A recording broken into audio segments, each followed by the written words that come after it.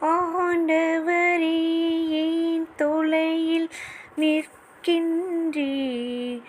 தொல்லை மிகு நேரங்களில் ஏன் மறைந்து கொள்கின்றீர்?